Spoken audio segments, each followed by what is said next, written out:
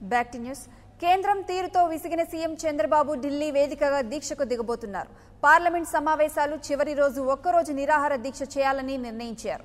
కేంద్రంలోని బీజేపీ రాష్ట్రానికి చేసిన అన్యాయంపై దేశవ్యాప్తంగా చర్చ జరగాలనే ఉద్దేశంతో దీక్షాస్త్రం సీఎం ప్రయోగిస్తున్నారు.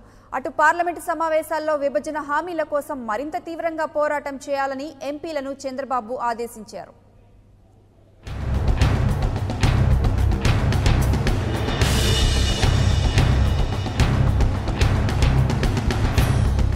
ఆంధ్రప్రదేశ్కు కేంద్రం చేసిన అన్యాయంపై ఢిల్లీ వేదికగా చంద్రబాబు దీక్ష చేపట్టనున్నారు.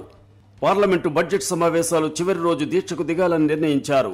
ఉండవల్లిలోని ప్రజావేదికలో పార్టీ ఎంపీలతో జరిగిన సమావేశంలో కేంద్రంపై పోరాటానికి కార్యాచరణ రూపొందించారు. ఈ నెల 31 నుంచి పార్లమెంటు సమావేశాలు ప్రారంభమవుతున్నందున ఏ రకంగా ముందుకు వెళ్లాలన్న దానిపై చర్చించారు. పార్లమెంటు సమావేశాలు ఫిబ్రవరి 13న ముగుస్తున్నందున అదే రోజు ఢిల్లీలో దీక్ష ద్వారా బీజేపీ రాష్ట్రానికి చేసిన మోసాన్ని జాతీయ స్థాయిలో చర్చ జరిగేలా చంద్రబాబు ప్లాన్ చేశారు. ఇప్పటికే బీజేపీ వ్యతిరేక పార్టీలను కలుపుకుని కేంద్రంపై పోరాటం చేస్తున్న బాబు దీక్ష ద్వారా నిరసన గళాన్ని వినిపించనున్నారు. ఢిల్లీలో జరిగే దీక్షకు బీజేపీయేతర పార్టీలను ఆహ్వానించాలని బాబు భావిస్తున్నారు. చంద్రబాబుతో పాటు పార్టీ ఎంపీలు, మంత్రులు, కొంతమంది ఎమ్మెల్యేలు దీక్షలో పాల్గొనే అవకాశం ఉంది.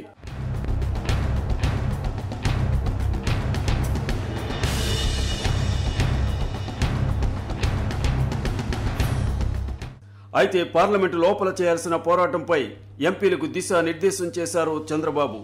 4.5 ఏళ్లలో ఆంధ్రప్రదేశ్కు తీవ్ర అన్యాయం జరిగిందని విభజన చట్టంలో పాక్షికంగా 5 అంశాలు అమలు చేయగా 9 అంశాలు పట్టించుకోలేదని బాబు మండిపడ్డారు.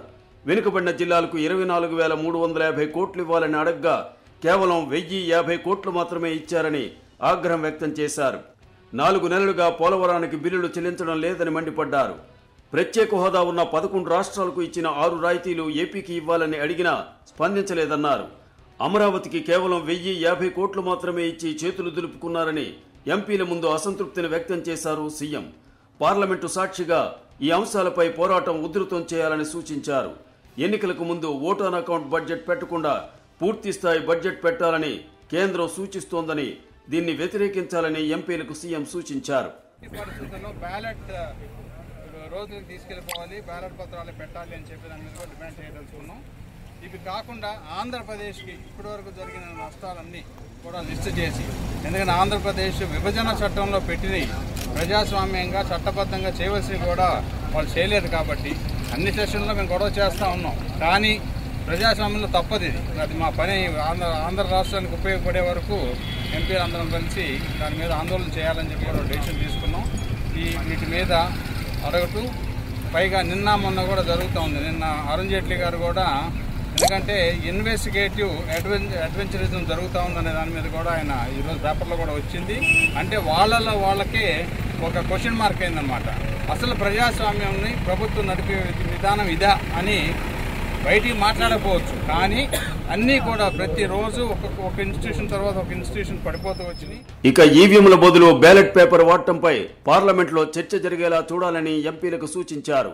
ఈవీఎంల వినియోగాన్ని వ్యతిరేకించాలని సీఎం ఆదేశించారు. హ్యాకర్లు ప్రజాస్వామ్యాన్ని బలి చేయకూడదని సీఎం చెప్పారు. ఈవీఎంలలో 100% హ్యాకింగ్కు ఆస్కారం ఉందన్నారు. అమరావతిలో జరిగే బీజేపీ వ్యతిరేక పార్టీల సమావేశం తేదీని త్వరలో ప్రకటించనున్నారు సీఎం. ఎన్నికల బడ్జెట్ కావడంతో కేంద్రం తప్పనిసరిగా న్యాయం చేయాలని ఎంపీలు డిమాండ్ చేస్తున్నారు.